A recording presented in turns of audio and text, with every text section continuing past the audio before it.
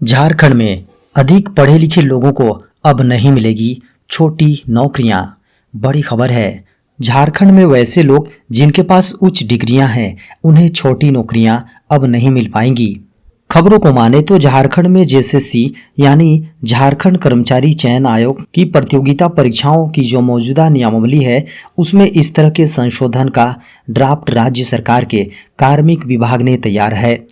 खबरों को माने तो विभाग की दलील है कि जिन नौकरियों के लिए मैट्रिक की योग्यता निर्धारित है उसकी परीक्षाओं के लिए मैट्रिक से ऊपर की शैक्षणिक योग्यता यानी इंटर ग्रेजुएट पोस्ट ग्रेजुएट भी बड़ी संख्या में अप्लाई करते हैं। ऐसी स्थिति में केवल मैट्रिक पास अभ्यर्थियों का हक मारा जाता है। अगर इस प्रस्ताव को हरी झंडी मिल जाती है और इसे अधिसूचित कर दिया जाता है तो फिर झारखंड में मैट्रिक स्तर की परीक्षाओं के लिए इंटर स्नातक या अन्यत्र की हायर एजुकेशन वाले छात्र युवा आवेदन नहीं कर पाएंगे। झारखंड में किसानों की आय बढ़ाने के लिए शुरू हुई पशुधन विकास योजना। झारखंड में किसानों की आमदनी बढ़ाने के लिए मुख्यमंत्री पशुधन विकास योजना की शुरुआत कर दी गई।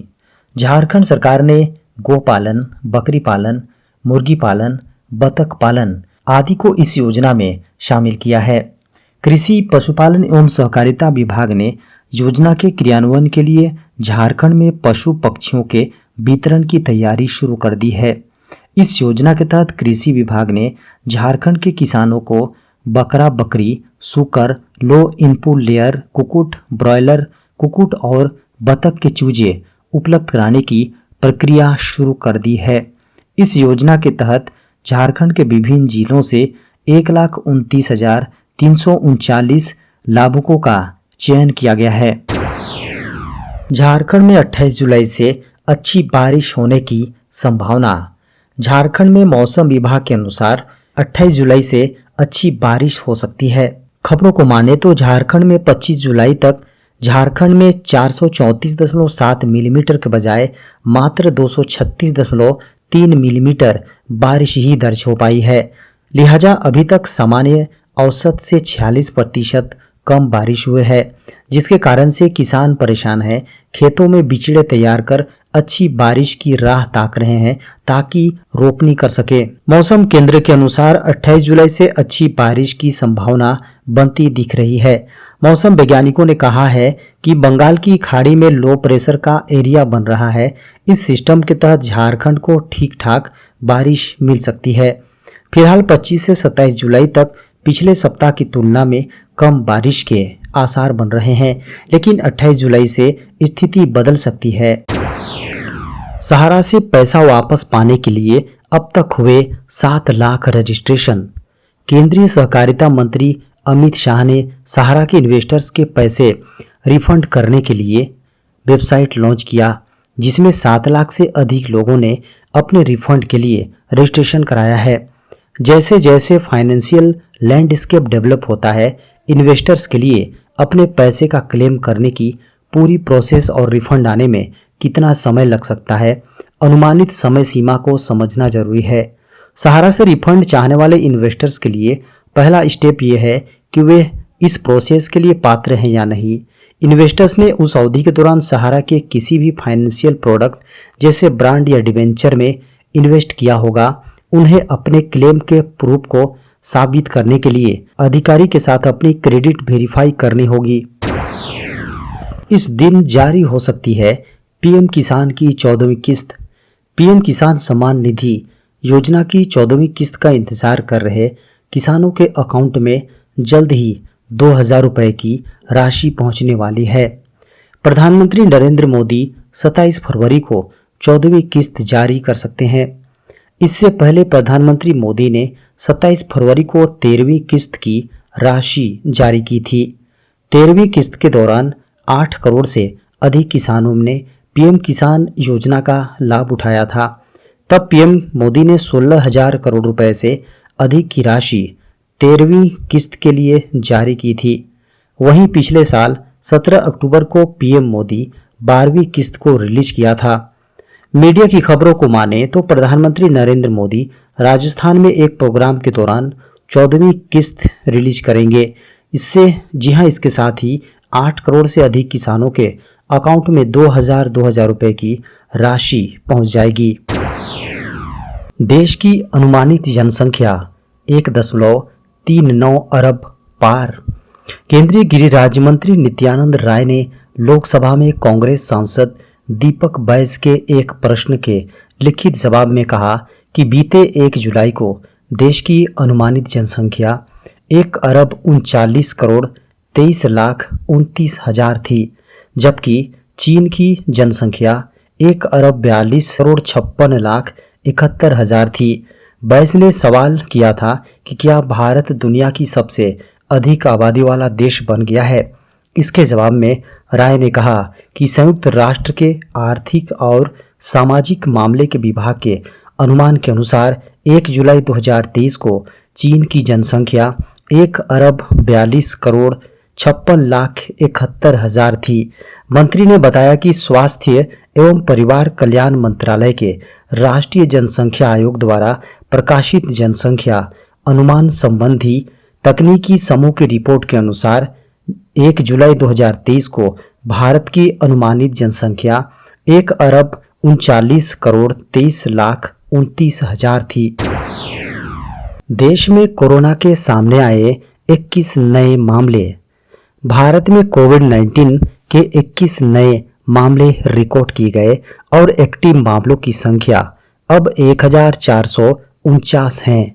केंद्रीय स्वास्थ्य मंत्रालय के रविवार सुबह 8 बजे तक अद्यतन आंकड़ों के अनुसार संक्रमण से जान गंवाने वाले लोगों की संख्या 5,31,915 है। कोरोना वायरस संक्रमण के कुल मामलों की संख्या बढ़कर 4,49,95,332 हो गई है। स्वास्थ्य मंत्रालय की वेबसाइट पर उपलब्ध आंकड़ों के अनुसार राष्ट्रीय राजधानी में कोविड-19 से रिकवर होने की दर 98.81% दर्ज की गई है। इस बीमारी से रिकवर होने वाले लोगों की संख्या बढ़कर 4,44,61,968 हो गई है। साथ ही मृत्यु दर 1.18% रिकॉर्ड की गई है। स्वास्थ्य मंत्रालय की वेबसाइट पर उपलब्ध आंकड़ों को माने तो देशव्यापी कोविड-19 रोधी टीकाकरण अभियान के तहत अभी तक 220.67 करोड़ खुराकें दी जा चुकी हैं। केंद्र सरकार चलाएगी मेरी माटी मेरा देश अभियान। केंद्र सरकार शहीदों और स्वतंत्रता सेनानियों के सम्मान में मेरी माटी मेरा देश अभियान की शुरुआत करने जा रही है। इस कार्यक्रम के तहत पूरे देश में गांव से लेकर शहरों तक में कार्यक्रम चलाए जाएंगे। इन कार्यक्रमों में लाखों गुमनाम स्वतंत्रता सेनानियों, शहीदों और नायकों के नाम की पट्टिकाएं लगाई जाएंगी। उनके परिजनों को सम्मानित किया जाएगा। इसके साथ साथ देश के सभी गांवों से मिट्टी राजधानी दिल्ली लाई जाएगी और उससे कर्तव्य पथ पर एक उद्यान बनाया जाएगा, जिसे अमृत वाटिका नाम दिया जाएगा। ये कार्यक्रम 9 अगस्त से शुरू होकर 30 अगस्त तक चलेगा। इस मिट्टी से कर्तव्य पथ पर एक बगीचा तैयार किया जाएगा और उसको अमृत वाटिका नाम दिया जाएगा। ग्रामीण क्षेत्रों में ये कार्यक्रम 9 अगस्त से 15 अगस्त तक चलाया जाएगा, जिसमें स्वतंत्रता सेनानियों का सम्मान किया जाएगा जो जीवित नहीं हैं। उनके परिवार के लोगों को सम्मानित किया जाएगा। इसके अलावा सेना और पैरा मिलिट्री से जुड़े लोगों को भी सम्मानित करने का प्रोग्राम है। इसके साथ ही उनके नाम शिलापट पर लिखकर गांव में अमृत सरोवर के किनारे या ग्राम पंचायत भवन और विद्यालय में लगाया जाएगा। एलन मस्क का ट्विटर को लेकर एक्स प्लान में नेक्स्ट लेवल का होगा एक्सपीरियंस। दुनिया के मजबूत चर्चित सोशल मीडिया प्लेटफॉर्म में शुमार ट्विटर का रूप रंग बदल गया है। इसके मालिक दुनिया के सबसे अमीर लोगों में गिने जाने वाले कारोबारी एलन मस्क से इसे एक्स में तब्दील कर दिया है। हालांकि उनके इस फैसले को लेकर दुनिया भर में चर्चाएं चल रही हैं, क्योंकि 15 वर्ष पुराने ट्विटर की लोकप्रियता, ब्रांड वैल्यू दोनों में गिरावट दर्ज की जा रही है। यही नहीं, कई एक्सपर्ट्स ने इस बदलाव को लाखों डॉलर के घाटे की बड़ी वजह भी बता रहे हैं। एलन मस्क ने ट्विटर को खरीदते समय ही ये हिंट दे दी थी कि वो इसमें बड़े बदलाव करेंगे, फिर चाहे वो इसे कॉमर्शियल बनाने हो, ब्लू टिक के लिए राशि लेना हो या फिर इसको रंग, जी हाँ, रूप रंग ब्रांड नाम में भी बदलाव करना हो, तो वे पीछे नहीं हटे। दरअसल जब मस्क ने ट्विटर को खरीदा था, उस दौरान उन्होंने अपने संबोधन में ये बात साफ कर दी थी कि एक्स की ओर से उनका पहला स्टेप है, यानी उससे पहले ही वो ये मन बना चुके थे कि ट्विटर के नाम में वो बदलाव करेंगे। अब एक्स को लेकर भी एक कहानी है। एक्स नाम अचानक ही नहीं निकला, बल्कि इसके पीछे भी एक राज है। अब भारत नहीं करेगा सेना में नेपालियों की भर्ती। भारत ने पिछले कई वर्षों से नेपाल के साथ चल रहे अपने संबंधों के उतार चढ़ाव के देखते हुए एक बड़ा फैसला लिया है। इसके तहत अब नेपालियों को भारतीय सेना में भर्ती नहीं किया जाएगा। भारत के इस फैसले ने नेपाल को अंदर ही अंदर भारी झटका महसूस तय है। हालांकि भारत ने इस फैसले के पीछे कोई खास वजह नहीं बताई है, लेकिन माना जा रहा है कि नेपाल द्वारा पिछले कुछ वर्षों में भारत के विरोध में खड़े होना और चीन से संपर्क बढ़ाना इसका कारण हो सकता है। भारत इसके जरिए हो सकता है कि नेपाल को एक संदेश देने की कोशिश भी कर रहा हो, ताकि नेपाल अपने रवैये में बदलाव लाए और चीन के गीत गाना, जी हाँ, चीन का गीत गाना बंद करे।